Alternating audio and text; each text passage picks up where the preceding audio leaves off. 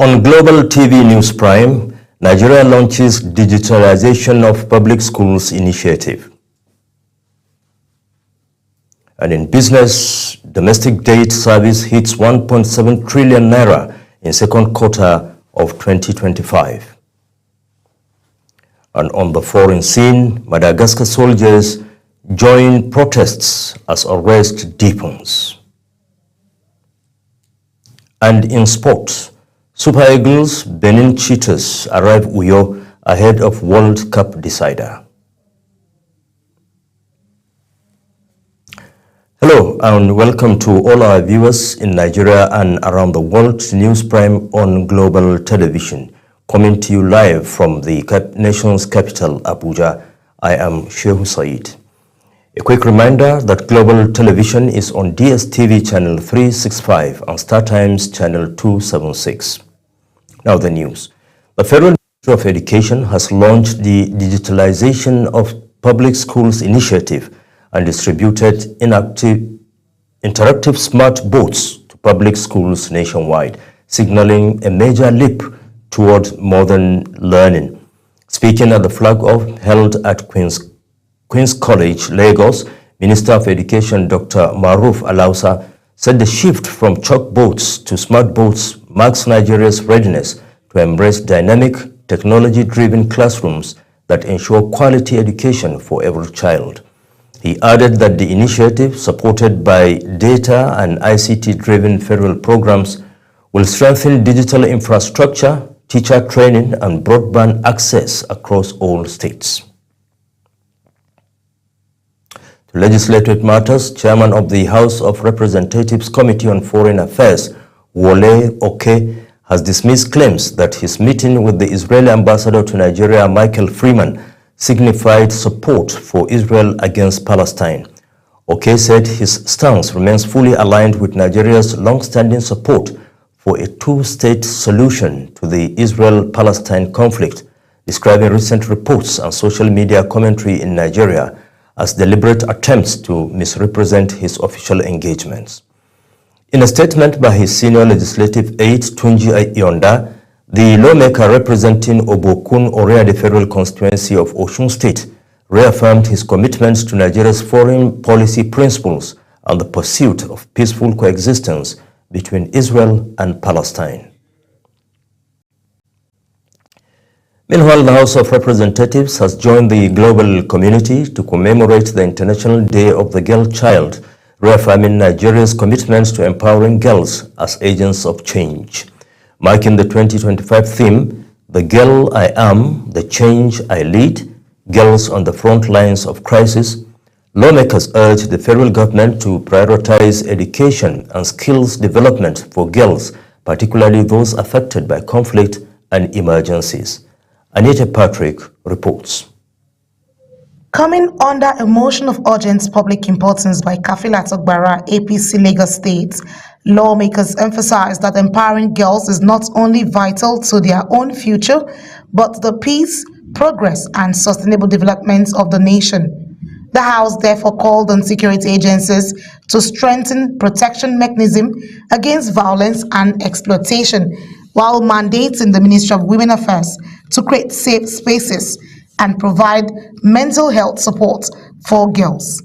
The Committee on Women Affairs and Social Development was directed to ensure compliance with these resolutions. Call on the federal government to prioritize education and skills development for girls, especially in crisis-affected communities. In another development, the House resolves to set up an ad hoc committee composed of members drawn from the committees on petroleum resources, upstream and downstream, public accounts, anti-corruption, finance, and legislative compliance to investigate funds appropriated and disbursed for the rehabilitation of the Port Harcourt, Warri, and Kaduna refineries between 2010 and 2024. To investigate all funds appropriated and disbursed for the rehabilitation of the Port Harcourt, Warri, and Kaduna refineries between the year 2010 and 2024. The House of Representatives has passed for second reading a bill for an act to alter the Constitution of the Federal Republic of Nigeria 1999 as amended to provide for the creation of Ibadan State with Ibadan as the proposed capital city and for related matters, HB 2439.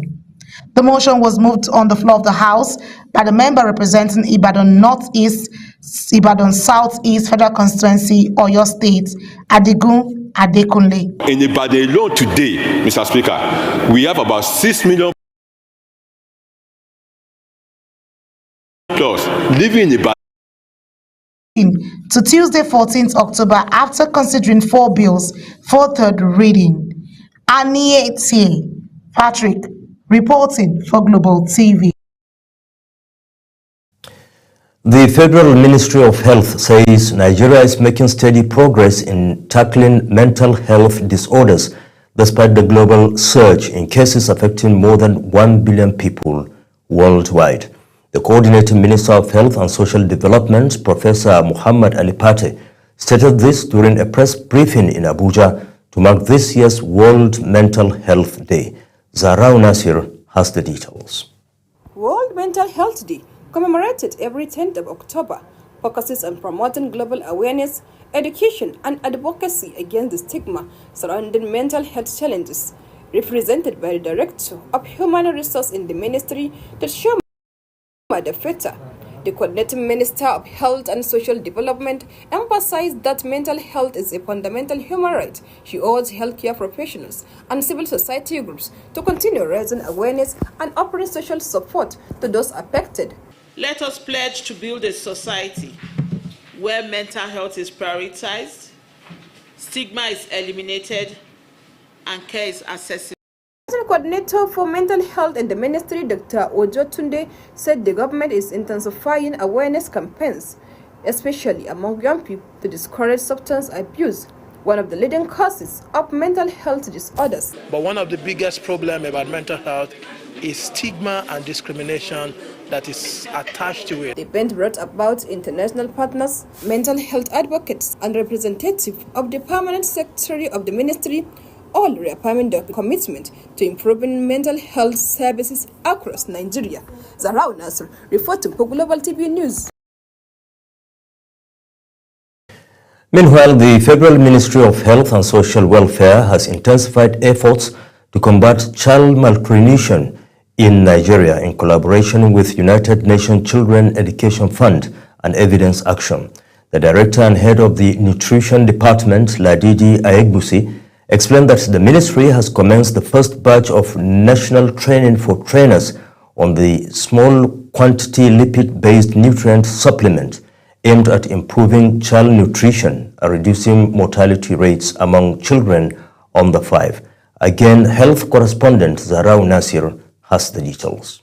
The Director and Head of the Nutrition Department, Ladidi Kuluwa, health workers with the necessary knowledge and skills to address micronutrient deficiencies across the country. What we're doing today is to train the key providers from the states on how to administer this supplement to children. So we have in the hall the first batch of 20 states. These are the 20 states that have high burden of malnutrition. The country director of Evidence Action, Topia Ogumbi, reaffirmed the organization's commitment to supporting the Federal Ministry of Health in implementing nutrition and other health interventions. The government of Nigeria of malnutrition, undernutrition in Nigeria. The Federal Ministry of Health, in partnership with organizations like mine, Evidence Action, and UNICEF, and a host of other organizations, have invested in procuring SQNLS. The training, which began with participants from 20 states with high malnutrition rates, will continue next month with a second batch for the remaining 16 states. With this initiative, the federal government and its partners hope to build a stronger frontline response against malnutrition and ensure healthier growth for Nigerian children. Zarau Nasir, reporting for Global TV News. Continues to threaten lives and livelihoods across Nigeria, experts and academics are calling for urgent action to strengthen environmental governance and promote sustainable development. This appeal was made at the third annual Hybrid International Conference of the Federal University Gusau, Zamfara State. Samuel Odi has the details. Represented by the Deputy Vice-Chancellor Academics, Dr. Aliyu Usman, says digitalization has become a global reality that cannot be ignored, especially with the growing influence of artificial intelligence. Digitalization here is Conference organized by the Faculty of Management and Social Science, Print and Development Challenges in Nigeria. The chairman of the planning committee, Dr. Andowase Abagba, said the event aims to generate research-driven solutions that balance national development and ecological prevention. Challenges we are facing today, being a climate change, being a flooding, which is in turn also linked to that, being a conflict, being issues around mining, and so on and so forth. Delivering the lead paper, Professor Aminu Abdullahi of Usman Danfodio University, Sokoto, highlighted poor environmental governance, low community involvement, and inadequate funding as key issues worsening Nigeria's environmental crisis. We shall strengthen governance and accountability, promoting accountability, promoting transparency in environmental governance, establishing framework for transparency and accountability in management of resources, combating corruption, implementing measures to reduce corruption in environmental management. And the Emir of Kauda Namuda, Sanusi Ahmed Asha, stressed the need for effective policies and stronger community participation to mitigate the effectiveness of climate change and protect the environment for future generations. The air pollution or pollution. Here in Zamfara, our pollution is contaminated water because some are mixed with the lead, and up to now we do not do anything about it.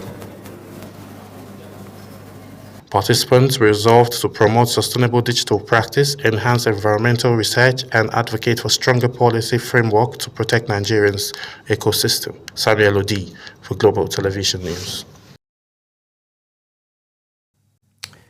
The National Youth Council of Nigeria has taken to the streets in protest against the withdrawal of its registration by the Corporate Affairs Commission, CAC.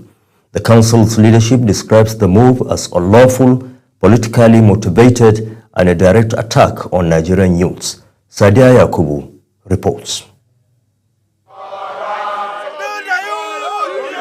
National Youth Council of Nigeria National President Sukubu Sarah Igbe Sukubu commended the action, stating that the withdrawal of the certificate of the NYCN came despite an existing court ruling delivered by Justice Okoro at the Federal High Court, a matter now on the appeal in Abuja. Sukubu argued that the commission acted prematurely and unlawfully, interfering with a judicial process that has not yet been concluded. He accused the Registrar General Ishaq Magaji of orchestrating the move and described it as a clear abuse of office. According to Sukubu, Magaji's conduct demonstrates incompetence and a disregard for the rule of law. By the provision of the law, and we will be able to bring it to their notice. And here the fact speaks by itself without even mixing words. And as we speak with you, the commission has appealed to us on the current issues that is happening for us to have peace and dialogue and the way forward. And which we have also assured the commission that ordinarily we are not supposed to live here. But there was a superior court that came, said all issues will be resolved. Based on that, the NYCN president warned that actions of the Registrar General's office not only threatened the legal standing of the council, but also endangered national security by targeting a body that represents millions of Nigerian youth. The council therefore called on President Bola Tinubu to immediately remove Ishaq Magaji and urged the Senate President and National Security Advisors to step in and restore order. Here is 1 month protest until the Registrar General is being sacked and removed. But the commission has appealed to us to cease fire. And investigations carried out by CAC, and the trustees have been suspended for now. And there's an interim management in place. So that's the position right now. So the protesters vowed to continue their demonstration at the CAC headquarters for the next 1 month. or until their demands are met. As the standoff continues, all eyes are on the government and the Corporate Affairs Commission to resolve the crisis in a way that preserves the integrity of the nation youth movement. Sadia Yakubu, reporting for Global Television News. You are watching the live broadcast of News Prime. When we return, Madagascar soldiers join protests and arrest depots. Details coming shortly, plus business and sports stories on the other side of this break. Stay with us.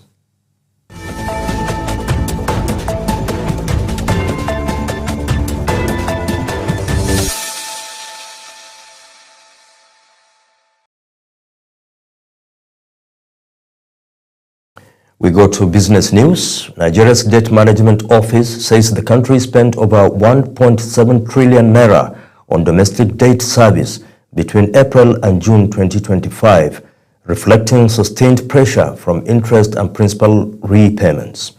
Data shows that over 1.6 trillion naira went to interest payments, while 20 billion naira covered principal repayments, with April recording the highest outlay at over 805 billion naira. Meanwhile, the high cost of grocery in Nigerian markets, as against the sharp decrease of farm produce, has remained a source of concern to farmers and dealers of farm produce. In this special report, Global TV Benue correspondent Felicity Indire examines the situation. Petroleum subsidy at the inception of the present administration came with a hike in the prices of goods and services, including farm produce across the country, affecting the cost of living, with households struggling to survive. Like in December, we bought soya beans at the rate of 1,700 to 1,800 per kilo. Now, a kilo of Benue seed is 1,000 naira. In Makurdi, the Benue state capital, traders lament that the sharp decline in farm produce price has affected their daily earnings, as they share with Global Television News the experience of coping with the current economic hardship. Our market is not steady. Like this bag now, last year is higher than this year. There were some bags where we buy high last year, they take on than this year. The thieves cannot balance one, say that this thing price will be continue to stay steady. No price will not stay steady. They sell this akpu here at a very cheap rate. As the children don't resume school now, I go to buy the school bag, I no fee buy am because the price is too big. Some vendors also expressed concern that the proposed fossil fuel tax under the new tax law projected to raise petrol prices about 45 naira per litre beginning January 2026 could further deepen the economic hardship faced by ordinary Nigerians and the final nail to the coffin. This are the old woman carrying swan being like 2 mudu. If I go in now, they will grant like 500 naira. If I come to say my money is not back, the fuel is too much. Just even to go to Guruku, I'm trekking. Now we be 3,000 like this. Before I go finish, I go carry 3 bags inside. As I they carry, so now the capital they go. Traders are urging the government to intervene and stabilize the market to reduce the hardship faced by citizens, hoping that prompt action will restore price balance and make goods more affordable nationwide. In Makurdi, Felicity Indire reporting for Global Television News.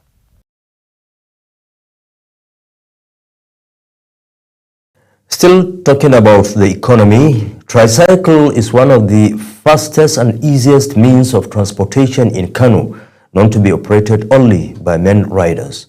However, the narrative is changing as women are gradually taking over tricycle operations, carrying only female and children passengers. In this special report, Global TV correspondent in Kano, Idris Jubrin, visited Matazalla Entrepreneurs, where women are trained on how to ride tricycle for self-reliance. The report. For almost 6 months, Amina Hassan has been coming to this station where she was trained to become a tricycle rider. Amina now owns a tricycle and she rides through the busiest streets of Kano to earn a living. With 4 children and other dependents, Amina says she can now conveniently take care of her family, even though she rides on hire purchase. The impact of witnessed economic change when I started riding the tricycle, because I've gained more extra income, which I use it to take care of my family, my children's need, my mother and other relatives. In Kano, culture and tradition plays an important role, especially among women. Hajia Hawa'u Ahmad is responsible for bringing together these women to become self-reliant through riding tricycle. Women are left behind in the sector of transportation. Virtually in Kano, not only in Kano, in northern states, women doesn't participate with this kind of business.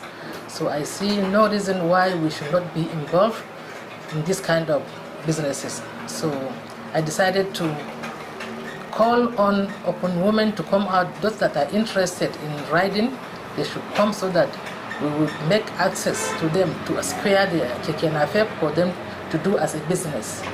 She says there are currently 100 women who are riding through the streets of Kano, effectively making life easier for them. I was even thinking over, can these women really make it? Can they be able to do with the all passengers? You know, Kano is a busy state, but to God being him the glory, these women are really making it. But we have undergone so many training for them to get rid of everything that they will encounter. Although lots of women have now become riders of tricycle, but the inability of government to intervene is threatening the effectiveness of these women to pursue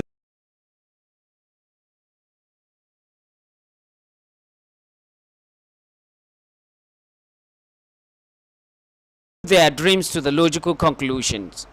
From Kano, Idris Jibrin, Global Television News. And across the shores of Nigeria, in a rare show of defiance, groups of Madagascar soldiers have joined thousands